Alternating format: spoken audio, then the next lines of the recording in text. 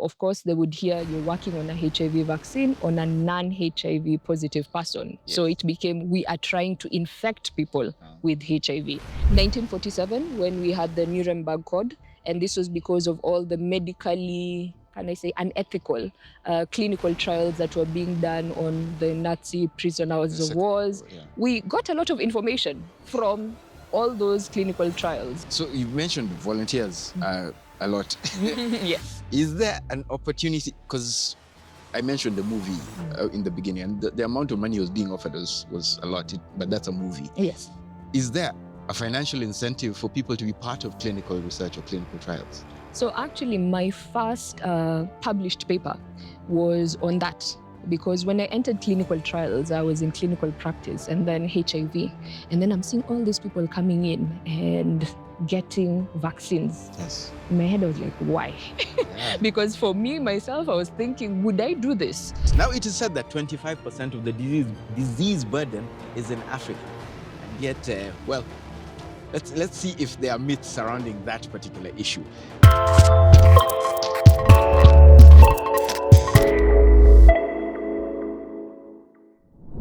Hi, have you watched the movie Senseless? So if you haven't, it's this college student who agrees to participate in this medical trial and get money in exchange. Now, the things that go wrong in that movie are hilarious, but the reality may not be so hilarious. We're talking about clinical research. My name is Yafesi Musoke, and I have me an expert who's going to introduce herself, and then we get into a serious discussion. Thank you. Dr. Bona Nyaoke Anoke. I'm a medical doctor by profession, a clinical researcher, and a public health specialist. Welcome, welcome, welcome. Now, when you say a clinical researcher, Yes. so when you talk about clinical research, when we say medical trials, is that part of clinical research, or are they two arms of a bigger umbrella? It is part of clinical research. So clinical research, its basic element is just being able to find out whether medicine, a vaccine, or even a medical device works. And the way we find this out is through a clinical trial. That is when we can call it a medical trial, especially if we're looking at a vaccine or a medical treatment. Yes. Then we have other forms of clinical trials which are more of observational, such as epidemiology studies, where we go into an environment and look at how your social behavioral perceptions and activities in terms of a particular public health intervention or a disease within this particular area. Yeah. So we have the clinical trials, which covers both medical, and then we have the epidemiology studies, which are more of observational, but they're all part of clinical research. So what is the scope of clinical research, or do we divide it into regions, continents, countries, counties? I don't know. Clinical research tends to be divided according to the phases in which it's being conducted, what type of intervention we are looking at, and also, as I mentioned, what the intervention is, whether it is a medical treatment in terms of drugs, whether it's vaccine, or whether we are looking at a medical device. Then the clinical trial itself is also divided into phases. We have the preclinical, when you hear that, do not use us as guinea pigs. Yes. That people are using mice, they're using a form of, we call them like Galeria models, a form of insects. This is the preclinical part. So before I come to a human and say we want to experiment, we actually start with the animals. And before the animals, we even start before in the lab. So within the lab, we look at the organism that we want to look at in a petri dish. Yes. After the petri dish, now we move to the smaller insects. And then after the insects, we move to the mice. Once we make sure that it is safe, it is effective within now the mice models or animal models, then we go to a phase 1 where we look at a small sample of people, usually less than 70 people, and we just make sure that the drug is safe. After that phase, we go to a phase 2. Now we look at the safety and effectiveness. Apart from making sure that it's safe, ensuring that the drug actually works or the vaccine works, then now we go into the bigger studies which more people are aware of, where we go into multi-country or multi-county or multi-state and are able to test the drug or the vaccine or the medical device in a wider population. So the process you mentioned involves a lot of it involves a lot of money. Let's just say it. Yes. So a lot of the funding does come from outside Africa. Sure. Mhm. So is it skewed towards them? And is the funding, or rather is the research that's commissioned Mhm. specific to their demands or their needs or their curiosity?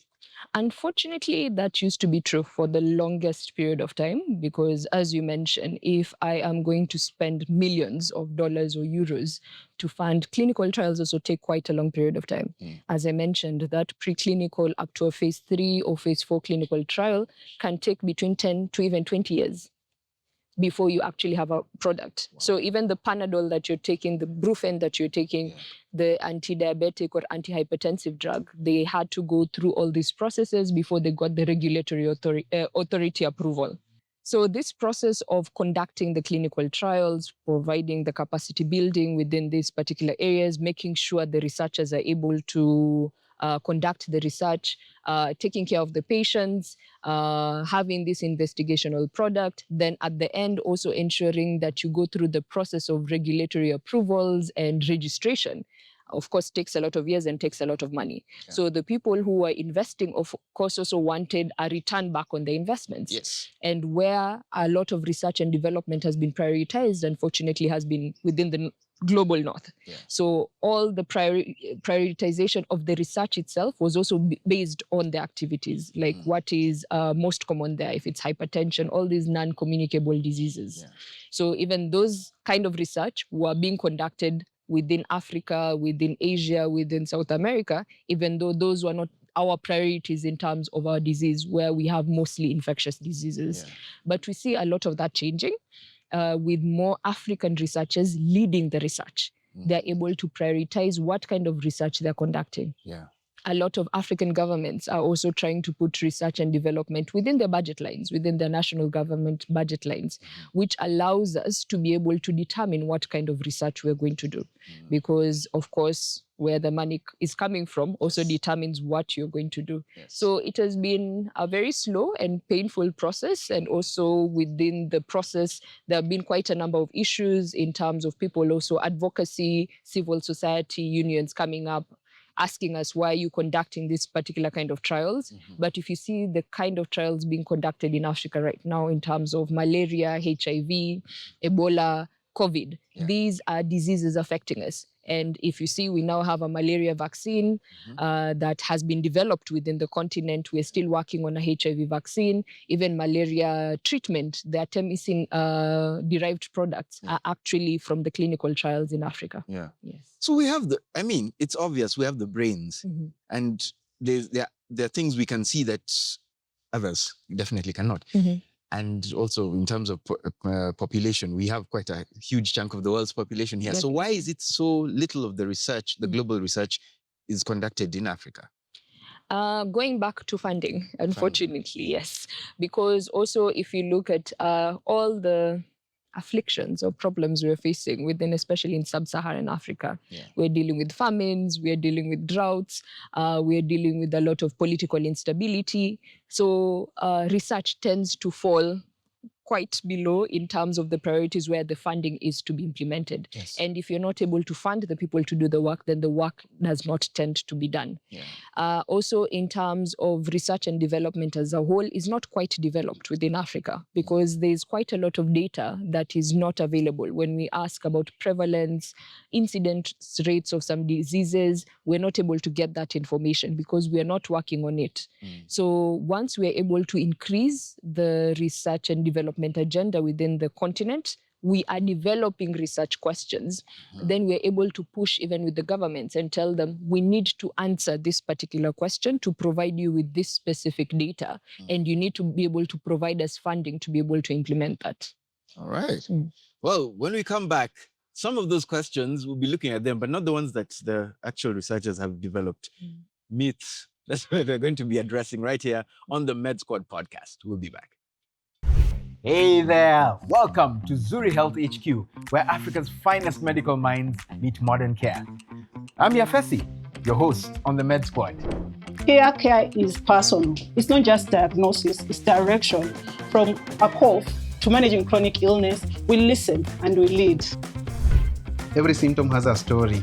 We listen, explain, and act together. Nutrition is not just about food. It's fuel, it's healing, it's prevention. We help you eat with purpose for energy, for recovery, and for lifelong health. We are not just lab coats, we are detectives, and your blood speaks when we translate. Your mental health is not a luxury, it's your health, period. Whether it's trauma, depression, anxiety, or even wanting to speak to someone, we are here for you. At Zuri Health, collaboration is our strongest prescription. We connect expertise across Africa to deliver care that is smart, affordable, and people first. This is the Med Squad. Real conversations, real health, real people. From your inbox to your bedside, we're with you.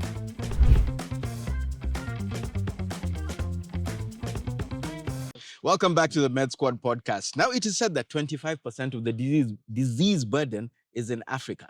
And yet, let's see if there are myths surrounding that particular issue. So instead of me putting the myths to you, because we can come up with all sorts of things, especially in recent years or the last 5 years, to do with the COVID vaccine. If research takes 5, 10, 20 years, this one was rushed within a very short time. But what fears or worries have been commonly expressed to you, at least with regard to this us versus them kind of narrative? Quite a lot. And the good thing is I've worked in clinical research over 12 years now and gone through the different phases. I was actually in vaccine development initially, where we were working on HIV vaccine and also later on Ebola vaccine clinical trials. HIV definitely was the biggest worry because in vaccine development, we do not deal with sick patients. Yeah. We deal with healthy volunteers because we are supposed to inject the vaccine in you and for you to have an immunological response that will now inform us whether or not that vaccine works. So, of course, they would hear you're working on a HIV vaccine on a non-HIV positive person. Yes. So it became we are trying to infect people with HIV. So that one was quite a big deal. Yeah. That's when we realized the importance of having the civil society organizations, having community engagement. We had to have community advisory boards to go back to the basics, because that's also the problem with scientists. We assume everybody knows what we are talking about, and we don't want to go into the nitty-gritty of the activities. So it was to take it back to the basic level, to provide information, layman language. What is a vaccine? What exactly happens when the vaccine enters body? What is this immunological response that we are talking about? Is that another word for side effects? No. So immunological response is, you have your white blood cells in your body, then you have your immune system. So whenever you have an infection, normally, when your immune response is optimal, it's quite good, you actually get rid of the infection without even knowing. There'll be a day you're feeling slightly tired or you feel like a sniffle or something. Then the next day you're okay. If you were to check your blood, you might find you actually got an infection. But now your immune response was able to react to it and get rid of it. So the vaccine development works in the same way. We try to introduce we can say an inactivated part of the virus into your body so that your body learns how to get rid of it. So that when the virus itself one day comes, your body is already primed and knows how to get rid of it. So we did quite a bit of that, and it did help. We also had quite a lot, even with the Catholic Church. At that time, we had issues in terms of the tetanus, and then it became all vaccines were a problem. So a lot of our volunteers were opting out of the clinical trials, which was a big setback. But we were able to complete just from talking to the communities, providing leaflets, information sheets, going to barazas with the chiefs and talking to them about the disease. Because the worst thing you can do is have your small clinic somewhere, conduct your clinical trial, decide you're not going to address any of the myths and any of the issues, and then it becomes more complicated because we know it comes from a place. Goes back right after 1947 when we had the Nuremberg Code, and this was because of all the medically, can I say, unethical clinical trials that were being done on the Nazi prisoners of wars. We got a lot of information from all those clinical trials because we actually use a lot of that information till now. Wow. But the system in which they got the data, these were patients, of course, who did not provide any informed consent. Yeah. The kind of interventions that were being done on them were horrific, to say the least. A lot of people lost their lives and all that. So it's trying to be able to ensure that we are scientifically sound, but the patient's ethics, rights, informed consent is still followed through. Did with all this, because there are cultural considerations, religious, as you mentioned, did any of these hinder some of the research that was being done or set back and cause a resurgence in other areas? Not exactly a resurgence, but I can mention maybe with the Ebola vaccine. When we were starting the clinical trial on Ebola here in Kenya, the epidemic at that time was mostly around the DRC and the Central African area. Yeah. So we had quite a lot of volunteers. And then we started hearing that the Ebola now was moving closer towards Uganda, towards Kenya, and people now are scared of patients actually within the country. And then, of course, now the story changed because it was not that the disease was coming, it was we were the ones who were bringing it in. So the volunteers also disappeared because they did not want to find out if it was true or not. Yes. So that one also gave us also quite a bit of a setback as we were trying to ensure that we provided the right information to the patients, that whatever we are giving you as vaccines cannot make you develop Ebola as a disease. So there was quite a bit of setback, but we had quite a huge community engagement team that was able to deal with that. So you mentioned volunteers a lot. Yes. Is there an opportunity, because I mentioned the movie in the beginning, and the amount of money was being offered was a lot, but that's a movie. Yes. Is there a financial incentive for people to be part of clinical research or clinical trials? So actually, my first published paper was on that. Because when I entered clinical trials, I was in clinical practice and then HIV. And then I'm seeing all these people coming in and getting vaccines. Yes. In my head, I was like, why? Yeah. Because for me, myself, I was thinking, would I do this? So I remember I talked to my supervisor that particular time. I was like, how much money are we actually giving them? Is it enough for people to get HIV or have side effects because they don't understand it properly? So by the time they come in, of course, by the time they go through the informed consent, they understand. Yes. But by the time they came, what made them come towards this? And he told me, that's actually a research question. Why not look into it? And I started asking them. So as I was providing the medical assistance to them, it's, why are you here? And then you find out the amount that they're being given is actually, it's not... it's actually referred to as reimbursement of your transport. They only provide the transport that you came in and you went back in, and physically either provide you lunch or provide your token for lunch. So it's not something you're making any money from.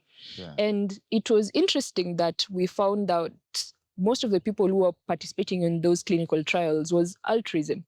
They actually wanted to find out what is causing HIV. They wanted to prevent people from getting HIV. Yeah. They had brothers, sisters, friends who died from HIV, and they wanted to be able to be part of the story that could say that I was able to provide a HIV vaccine. What? It was even published in the Daily Nation because even me, I was surprised. Yes. I was like, okay, we were waiting to hear, oh, we've come for the money, or we want to do this, and finding out people actually wanted to make a difference. And understanding maybe not being involved, being a medical doctor, not being involved in science, but this was their way of contributing to science. Hey. Yeah. Okay. As in, all right, let's... So, I have so many questions about that. Sure. Okay, but just, well, to close out this part. So, as volunteers, do they have to be, of course, vetted or screened in such a way so you don't just show up and say, okay, fine, I have a kind heart, but then now my body will affect the results? Yes, so we have a screening process which can take up to 2 weeks to almost a month. So initially we tell everyone, just come. We confirm if you are eligible for the study. Then they're taken through what is called an informed consent process. This is to make sure ethically that the clinical research is being conducted properly. We take them through all the procedures, even how many mLs of blood we are going to get from you, all the side effects that you might experience, what are the benefits, what are the risks. After they've signed the informed consent process, we go through an eligibility criteria, meaning maybe we are looking at people between the ages of 18 to 40. So of course, if you fall within that age group, you're not able to participate. Since we are looking at an experimental drug, women of childbearing potential will have to make sure that you are on a long-acting contraceptive. If you're not willing to take a long-acting contraceptive, you're not eligible for the study. Then we also do blood testing. We also make sure you don't have any other infections. So we look to make sure you don't have any other infections because, as you remember, things like for vaccine development, we are trying to look at your immune response. So we cannot maybe properly look at your immune response to this particular vaccine when you're dealing with another infection in your body at that particular time. So there's usually quite a very stringent eligibility criteria. Then we also allow you to go back home, discuss with who you need to discuss with, because sometimes you might be willing, your wife says no, your father says no, and we don't want people coming and say you forced our person to be part of this particular clinical trial. Then when you have the consent, we are able to continue. Okay. Well, when we come back, we'll be talking about the process and the protections right here on the Med Squad podcast.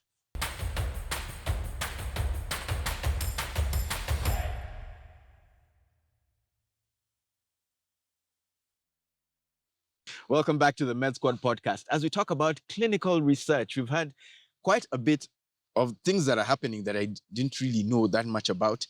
But one of the things that comes out, this is a very pleasant conversation. Like, I talk to you and I'm like, hey, I trust you. Okay, if there's an opportunity to volunteer, I might show up. That'd be great. But there are others where you're like, For instance, recently the Gates Foundation, they were granted special status in Kenya. And a lot of people were like, okay, if what you're doing is above board or it's beneficial to us, why do you need this kind of status, whether it's immunity and all? So how are people protected, or how do we approach such? Why do they need the immunity, or how is liability dealt with in clinical research? So maybe to clarify, when they ask for the immunity, not speaking on behalf of Gates Foundation, but usually for such research organizations, it's to be able to conduct your studies, to be able to conduct your activities a bit easier. Because as mentioned, I briefly touched on the Nuremberg Code in 1947. We have the Declaration of Helsinki. We have quite a number of rules and guidelines that have been put in place to protect patients in order to ensure that clinical research is ethically conducted. Yes. An unfortunate bit of it, sometimes also when we go too much on one side, it makes things a bit difficult. So it's not that those are bad, they are wonderful in terms of patient protection. But sometimes it can take you years to get approvals. Because currently to conduct clinical research in Kenya only, that is after it has gone through, maybe if the drug is coming from the US, they have to have gone FDA approval, they have to make sure that it's safe and effective on that side. It comes to Kenya, we take it through our local ethics committee, which is the National Ethics Committee. It can be with KEMRI, it can be with the Kenyatta National Hospital, UON Ethics Committee. There are quite a number. You get a national ethics approval. Then you go to your hospital itself where you're conducting the study and get an institutional review board approval. Then after you finish that, that can take between 3 months to almost 6 months. Then you go to your Pharmacy and Poisons Board, which is your regulatory authority, where you need to get a regulatory approval, which is another almost 6 months that can take place. Then you go to NACOSTI, which is supposed to provide you with a research permit. Then whichever county that you are performing the study, you're supposed to get a county approval. So getting approvals can take you even 1 year. That is, and this is if you're an academic or research institution. If you're a pharma company or you are another NGO, you need even additional approvals. You are importing your clinical trial product in the country. You require import permits together with approvals. And you need to pay also for customs duty and all that. So sometimes the process makes it very complicated, very expensive, and very just cumbersome in the process. So having such kind of concessions, places like MSF or what the Gates Foundation was trying to do is to be able to make some of these activities faster to ensure that patients are able to get the investigational product or treatment much easier. But we do understand that all these organizations need to follow the due process. So the government is usually the one that provides us with what information or what the requirements are at that point. So just because it's been approved in one country doesn't mean, it doesn't mean it's received with open arms in another country. And we're trying to look at that because, of course, we have the FDA in the USA. In Europe, we have the EMA, the European Medicines Agency. And now we are developing our own African Medicines Agency, which will be like a continental regulatory approval. And we hope with that, it will prevent all this having to go from one country to another. So if I do a clinical trial in Kenya and we have great data, even in Uganda or Tanzania, we can ensure maybe that the drug can be used all over Africa. Yes. Which is something we need. Definitely. We need. So now, how does someone join a study? These things I look out for in radio commercials or posters? They're actually in all those places. So whenever we start a clinical trial, it depends on the type of clinical trial that you're conducting. As I mentioned, for vaccines, it's volunteers. These are healthy participants. We'll do posters that will be provided within the communities. We go talk to the chief when they're doing their barazas, they talk to the community. It can be advertised on the TV. It can be advertised on the radio. We actually do quite a lot of advertisements on the radio and tell you that we need you to come to this particular place for you to be screened. For treatments, drugs, it's a bit different because we conduct it on patients who are already sick. So if I'm looking for treatment of a particular disease, even if it's cancer, we look for a patient with that particular cancer to test the treatment for them. So that one is usually mostly done in hospitals. So we go within the hospital administration, find out the patients who have this particular disease, approach them, then indicate that we have this particular drug that we want to test out on them. Then they provide their informed consent. Or another way, if it's an infectious disease, we can go to the community. We provide some screening activities. We provide free screening and tell them we are looking for this particular disease. Then if we find you're positive for it, we ask you if you're willing to participate within the clinical trial. So our clinical researchers, because a villager will just ask, are you a doctor or are you an academic? Yes. Yeah. So it is both. You'll have to be both and it's everyone, because we'll have nurses when we're going to the communities. Community engagement teams are usually our frontline people because they're the ones who know how to, as I mentioned, sometimes doctors, we don't know how to speak very well. Yes. So we have our community engagement team as our frontliners. Then we have the doctors, the physicians who are able now to do the medical exam on the patient, provide the treatment. And do you encounter people who also still have, you might find a nurse with an attitude, and let me tell you, these people, So there is quite a lot of that misconception about health practitioners and how we behave. But I would say within clinical research, it has to be a bit different. I hope it is different because, as I mentioned first, vaccine, you're dealing with volunteers. These are people who are volunteering their time, their health, their bodies for these particular activities.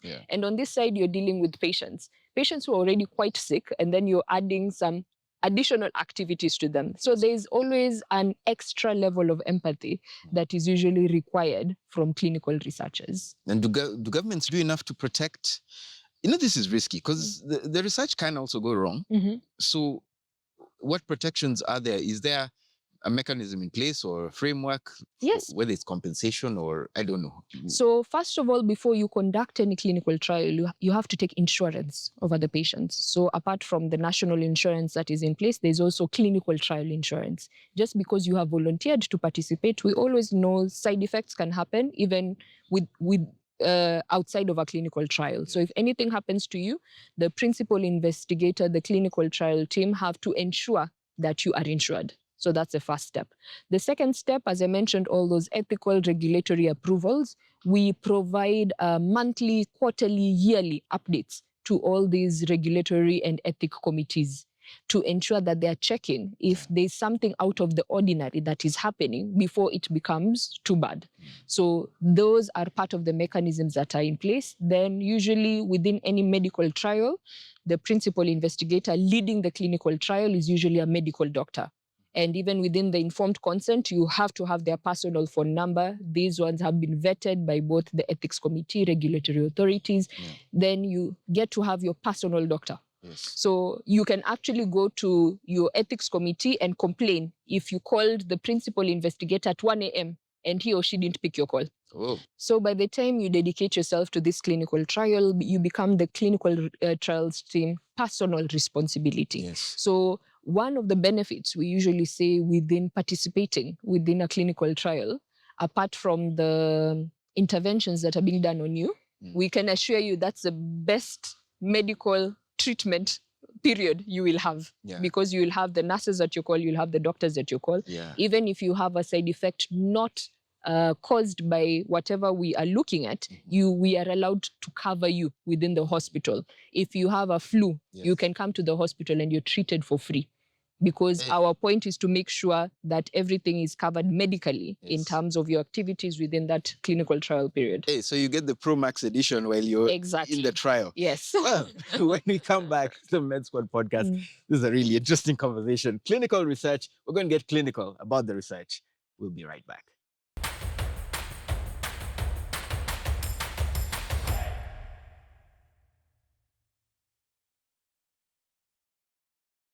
Welcome back to the Med Squad podcast. It's Yafesi Musoke hanging out with Dr. Bona. Although hanging out is kind of a loose term. Right now, I'm in class. It's education.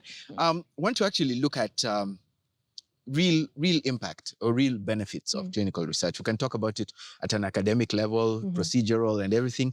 But in terms of practicality, you've talked about individuals who are just ordinary Africans, ordinary Kenyans.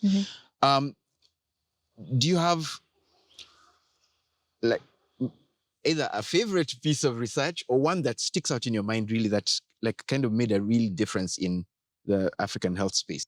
So I can say what I'm currently actually working on. I work on a neglected tropical disease called mycetoma.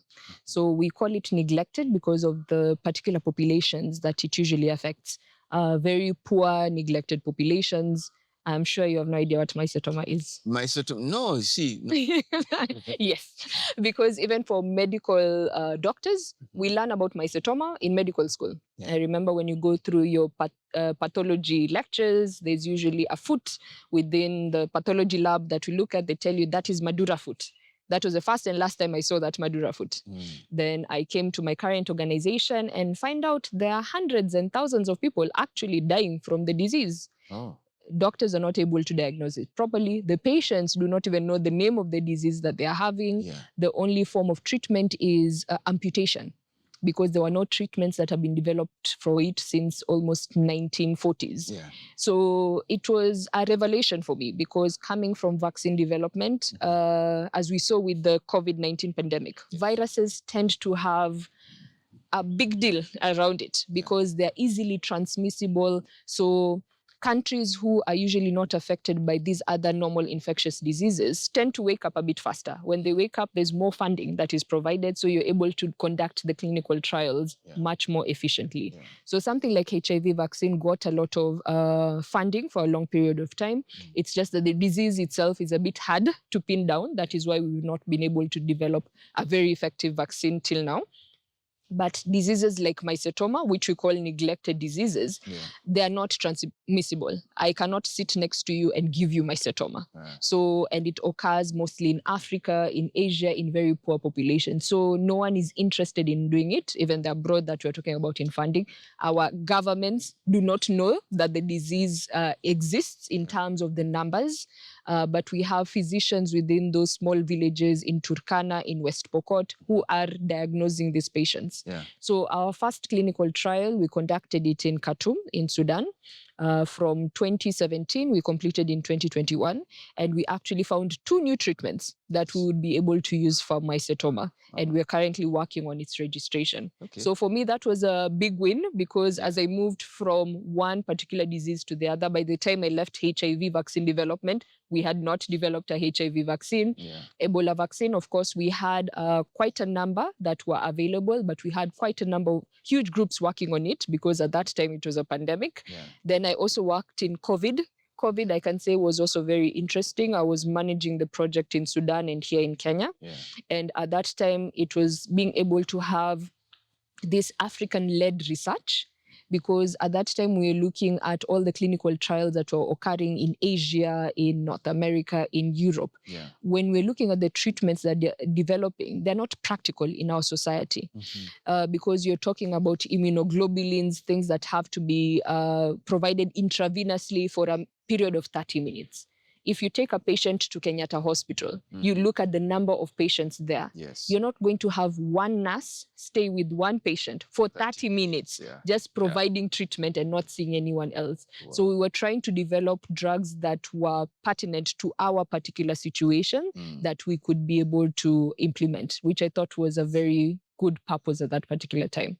And people were surprised that the catastrophe they expected in Africa didn't happen. So that was very good news for all of us. Everyone was on their toes because we were seeing all those videos from Spain, from New York, and we were thinking if that is happening in all these first world countries, what would happen to us? But we see our immunity won in the end. It's serious. Yes. It's not for joking. Yeah, all these infectious diseases have done a number on us, so we are ready. So now you can see how unique our bodies are and our culture and the whole context of Africa. So then is the success of research about outside funding or African innovation? Which one? I think it is both because you could have innovation, you could have all the ideas, but if you're not able to implement it, what happens? Yes. There's that. Yes, there's that. So we need both to occur simultaneously so as to ensure that we are able to prioritize research for Africa by Africans, and also at the same time to ensure even after conducting that research, we have access to those particular drugs. Because we will do the research, we will get the drug. Do we have the manufacturing capacity within the continent to be able to produce those same drugs? Do we have all these logistical processes in place to make sure that the patients are able to receive those drugs? So it's a whole ecosystem that we need to ensure that our governments, our people, civil societies are involved in. And do you see that trajectory coming together, like for fair, ethical research in Africa? Is the future looking at least? I see it as looking very bright because I've engaged with some parliamentary committees, even Council of Governors, and they're asking questions that I can say maybe 10 years ago they were not asking before. They'd be like, okay, yes, I'm from Turkana. I've actually heard of this mycetoma. What are you doing about it? When are you going to present the data from us? What do you need from us to make sure that your study goes on well? And that's some of the small things that you can say it's not monetary funding, but if you provide me a facility at Lodwar County Referral Hospital to be able to facilitate, you provide me with clinicians, you provide me with community team to be able to go to the field. You've already halved half of my personnel fees, making it easier to conduct the study. Okay. Yeah. Wow.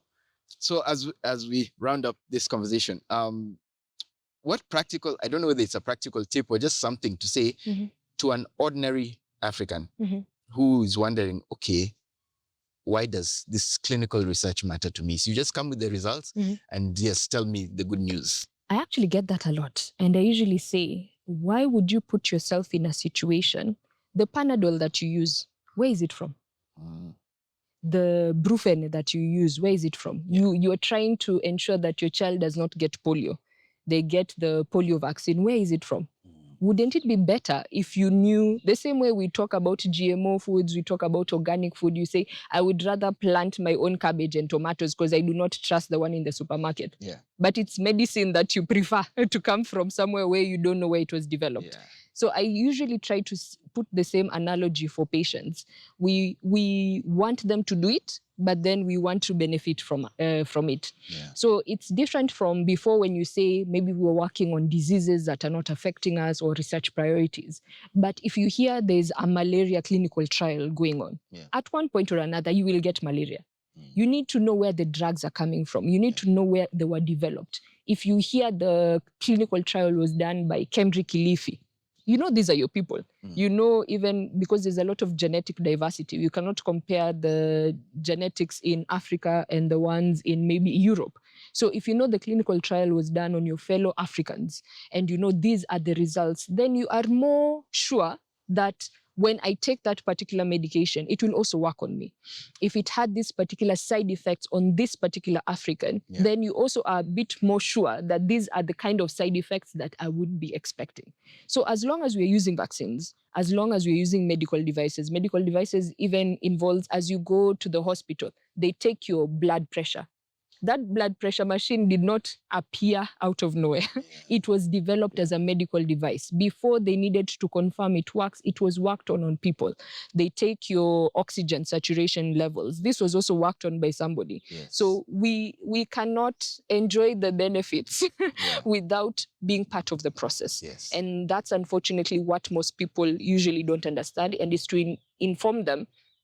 We need to be part of the process so that we understand the process so that it benefits us most optimally. Wow. Hey, Dr. Bona, you are a credit to your field. Thank you. Wow, this has been amazing. Curiosity does save lives. Now, you've heard all the, I'm not even going to add to anything. All I can tell you to do is please share this information, share this episode, and follow us on all our platforms at the Med Squad. Please get engaged. Get engaged, get involved in your own health, because that's what it is. It is your own health right here, candidly spoken about on the Med Squad podcast. See you next time.